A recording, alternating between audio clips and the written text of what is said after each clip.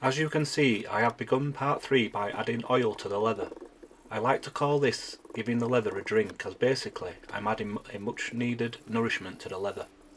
During the tanning and storage and transportation of the leather, it can become dry and stiff. By oiling the strap, it helps aid flexibility overall.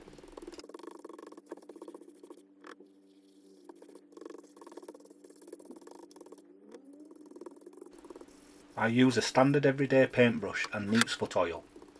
I generally do 2 thick coats and leave overnight for it to fully soak into the leather.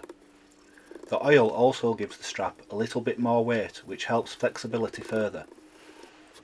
I am also of the opinion that when the strap is oiled it gives the dye a richer look.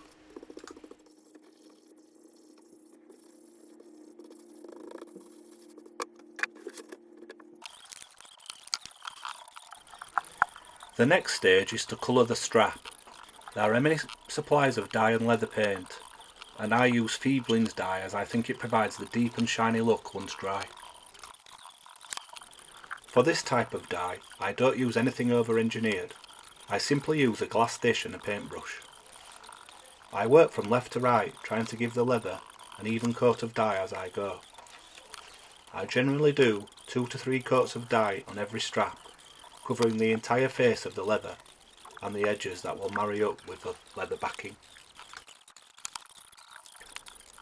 Once the dye has been applied, the strap is then left for 24 hours to dry and ensure that the dye has had enough time to soak fully into the leather.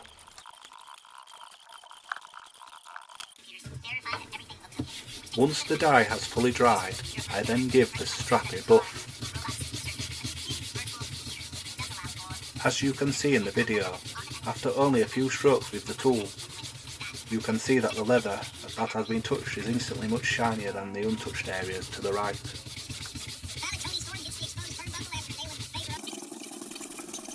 A dry cloth is normally good enough to use, but I use a shoe siding buffer as it is much easier to move across the face of the leather, and the fine bristles get into every little detail that a cloth may not.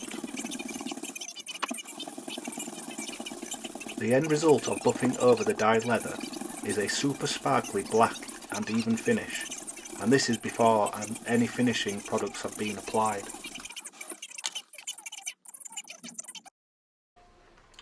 The strap is now ready to be sealed. By sealing the leather, it helps protect it from any liquids or oily substances when it is handled from penetrating the leather surface. My sealer of choice is Resolene, which is made by Fiebling's. It is applied with a damp sponge and spread across the face of the leather in a left to right, back and forth motion. I now give the strap 3 coats of sealer to ensure good protection for the leather.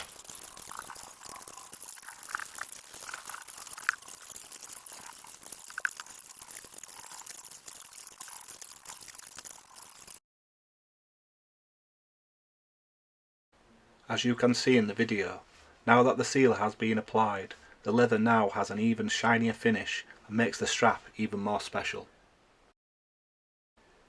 It is these little things that make the difference in leatherwork and separates the amateur to the professional. This leather is perfectly smooth with no markings, a shiny appearance and uniform edges, which is what I provide with every strap I do.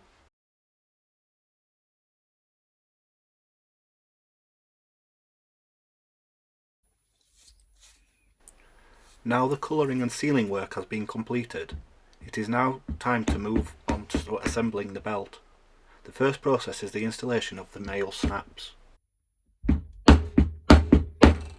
I proceed to make the holes in the leather with my hole punch and mallet. There are 16 holes to do at this time.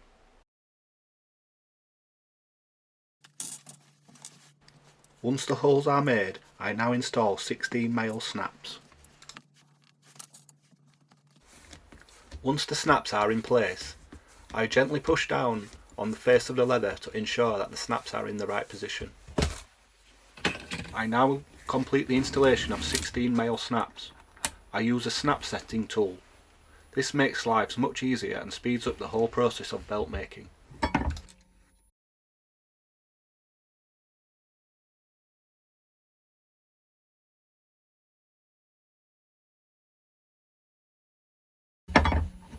That completes the male snap installation process. We now move on. I now proceed to install the plates to the leather. The plates that are being installed are 4mm zinc with 24 karat gold plating. The plates are fixed with bolts to the rear of the leather. The fixings are placed in a way that there is an even coverage of weight across the leather strap, which ensures a good solid fix. I use a ratchet tool, which helps to speed up the bolt tightening process. I also find that you get a good feel of how when the bolt is tightened just right. I now install all the 6 plates to the strap using the method described.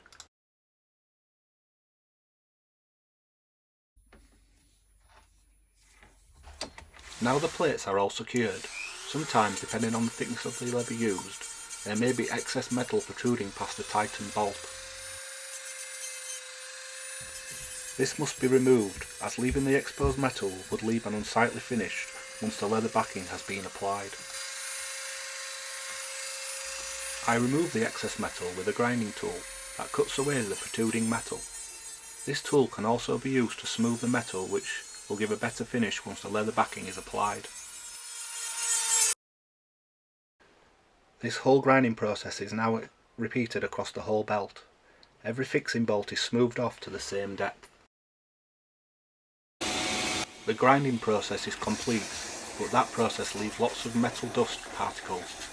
This must be removed, as it will prevent the leather backing from sticking to the back of the strap, so I use a hoover to take away the dust.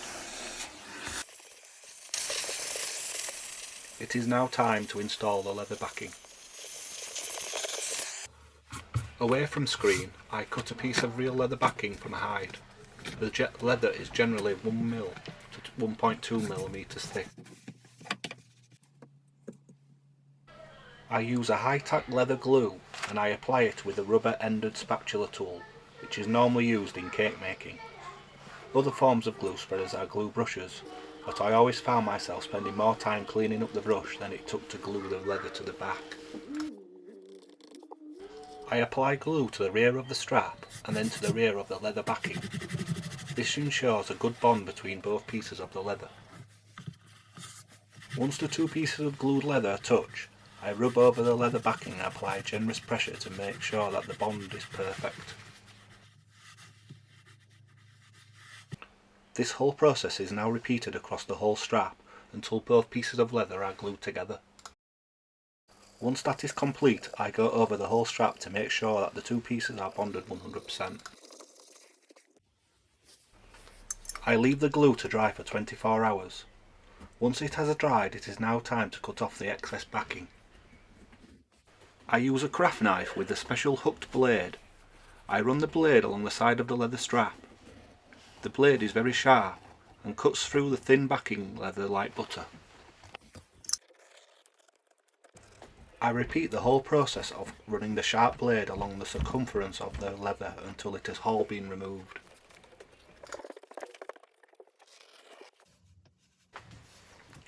Now the leather backing is cut off, I go over the edge with a bit of leather dye.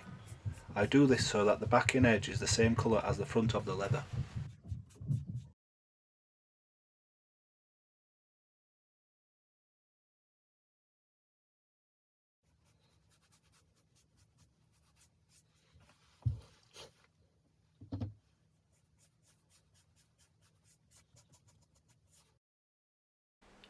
The edges are now ready to be burnished again.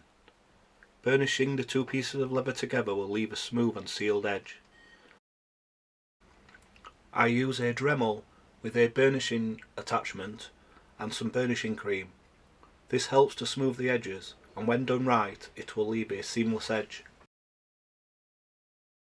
Seamless edges make the belt look professional. Other ways of sealing edges can be done with edge coat, but this is a lazy way of doing it, and over time it will peel or crack. Now the edge work is complete, it is now time to install the female snaps. The same technique is applied as I did on the male snaps. I punch out the 10 holes with my hole punch and mallet.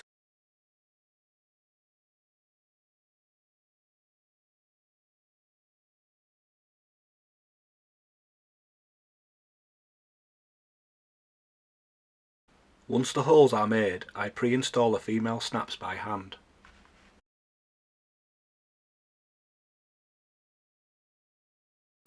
I then use my snap setting tool once again to fit 10 individual female snaps.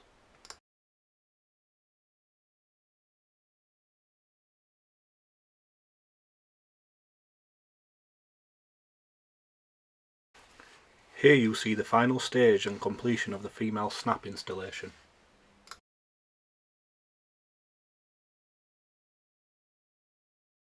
Now we're at the final stage of the belt being finished. Here you'll see me marking up the belt tip radius onto the leather. Fitting the tip is a careful process. One wrong cut or slip and your whole strap is ruined.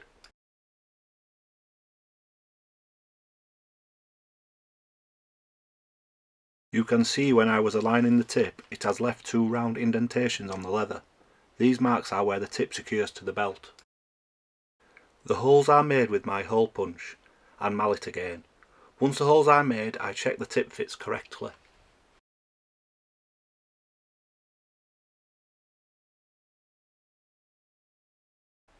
Once I know the tip is a good fit, I dye the area of the leather that has been left exposed when I cut away the excess.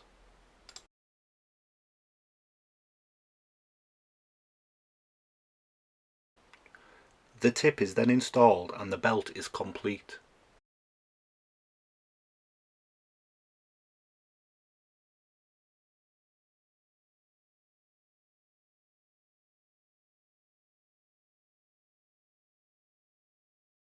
And here we have the completed belt on a real hand tool leather strap. The whole process of how to make a real leather strap shown over 3 short videos. The actual process of making this belt was done over 4 2-hour evenings.